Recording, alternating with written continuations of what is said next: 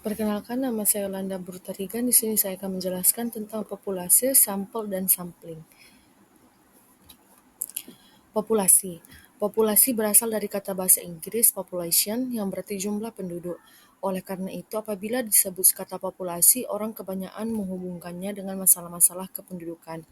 Hal tersebut ada benarnya juga, karena itu maka makna kata populasi yang sesungguhnya. Populasi adalah keseluruhan objek penelitian atau objek yang akan diteliti yang terdiri dari manusia, benda, peristiwa, atau konsep yang memiliki karakteristik tertentu. Populasi adalah seluruh data yang menjadi perhatian peneliti dalam suatu ruang lingkup dan waktu yang ditentukan. Secara umum, populasi dapat diklasifikasikan menjadi dua jenis, yaitu berdasarkan jumlah populasi, berdasarkan sifat populasi, dan berdasarkan perbedaan. Yang selanjutnya sampel. Sampel dalam penelitian adalah sebagian dari populasi yang memiliki karakteristik tertentu dan dipilih secara sistematis untuk mewakili keseluruhan populasi dalam suatu penelitian. Pemilihan sampel dilakukan karena keterbatasan waktu, tenaga, dan biaya sehingga tidak memungkinkan untuk meneliti seluruh anggota populasi. Dalam penelitian pendidikan, sampel biasa berupa siswa, guru, sekolah, atau unsur lainnya dalam dunia pendidikan yang relevan dengan tujuan penelitian. Agar penelitian dapat digeneralisasikan, maka sampel yang diambil harus mewakili karakteristik populasi secara proporsional. Oleh karena itu, pemilihan teknik sampling yang tepat sangat penting untuk menjamin validitas dan reliabilitas hasil penelitian. Terdapat dua kategori besar dalam teknik sampling, yaitu probability sampling dan non-probability sampling.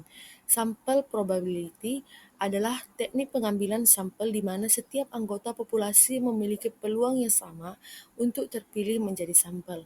Teknik ini dianggap paling ideal dalam penelitian kuantitatif karena menghasilkan sampel yang representatif dan memungkinkan generalisasial hasil penelitian terhadap populasi secara akurat. Metode ini sangat sesuai dengan penelitian pendidikan yang bersifat objektif.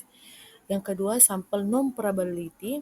Non-probability sampling adalah teknik pengambilan sampel di mana tidak semua anggota populasi memiliki peluang yang sama untuk dipilih secara sampel. Teknik ini sering digunakan untuk penelitian kualitatif. Untuk penelitian dengan keterbatasan sumber daya,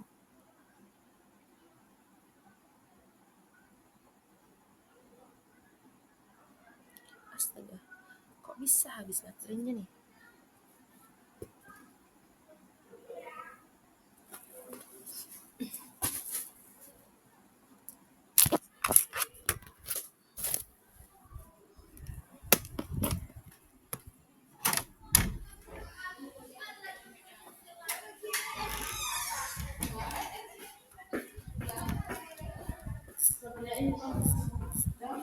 Ini nanti, ini tahu. Sumpah ya, sama dari HP ini, yang kalau nggak ada aku lempar ke kabar. Nah, kesini aku masuk, nah. Selanjutnya, ada sampel non-probabilitas, yang dimana teknik pengambilan sampel tidak semua anggota populasi memiliki peluang yang sama untuk dipilih sebagai sampel. Faktor yang mempengaruhi penetapan jumlah sampel. Dengan menggunakan teknik yang tepat, peneliti dapat memperoleh data yang akurat, menganalisis secara objektif, dan menghasilkan kesimpulan serta berguna dalam pengambilan keputusan pendidikan. Dalam upaya memperkuat mutu penelitian pendidikan di Indonesia, maka penguasa konsep ini harus menjadi prioritas dalam pelatihan dan pembelajaran metodologi penelitian, baik di tingkat sarjana maupun pasca sarjana. Sampel non-probabilitas atau non-probability sampling adalah teknik pengambilan sampel di mana tidak semua anggota populasi memiliki peluang yang sama untuk dipilih sebagai sampel.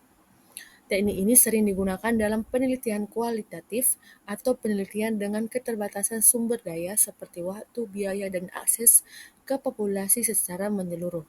Meskipun tidak represif secara spesifik, teknik ini dapat memberikan informasi yang mendalam dan konseptual sesuai dengan tujuan peneliti. Yang pertama ada sampling aksidental.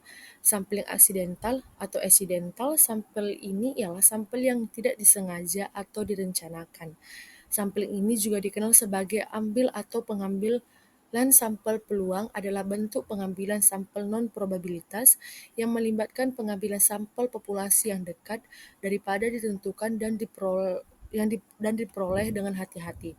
Misalnya, seorang yang mendapatkan pendapatan untuk jajak pendapatan politik di pusat pembelajaran dan memilih orang lewat secara acak menggunakan bentuk sampel aksidental.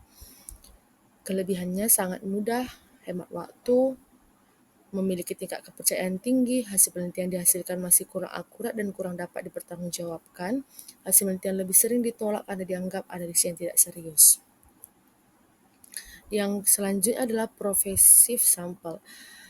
Proposif sampel atau sampel bertujuan, sampel dipilih berdasarkan kriteria tertentu yang relevan dengan tujuan penelitian. Penelitian memilih elemen yang dianggap paling penting, representatif, atau memiliki karakteristik yang diinginkan. Kelebihannya, sampel yang digunakan adalah sampel yang memang dibutuhkan untuk penelitian. Tergolong mudah dan dilaksanakan karena sampel terpilih biasanya mudah ditemui atau didekat oleh penelitian.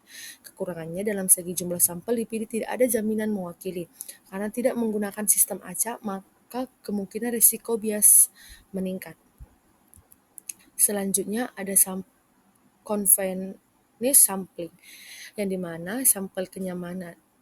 Yang sampel dipilih berdasarkan ketersediaan dan aksesibilitas mereka. Penelitian memilih elemen yang paling mudah dijangkau atau paling nyaman untuk disertakan dalam sampel. Selanjutnya ada sampel jenuh, yang dimana sampel jenuh adalah teknik penentuan sampel semua anggota populasi digunakan sampel. Hal ini sering dilakukan bila jumlah populasi relatif kecil, kurang dari 30 orang. Istilah sampel jenuh adalah sensus, di mana semua anggota populasi dijadikan sampel. Selanjutnya ada konsekutif sampling, yang dimana sampel dengan cara berurutan. Pemilihan konsekutif juga dikenal sebagai total numeratif sampling, adalah teknik pengambilan sampel di mana setiap objek memenuhi kriteria inklusi dipilih sampai ukuran sampel yang diperlukan tercapai.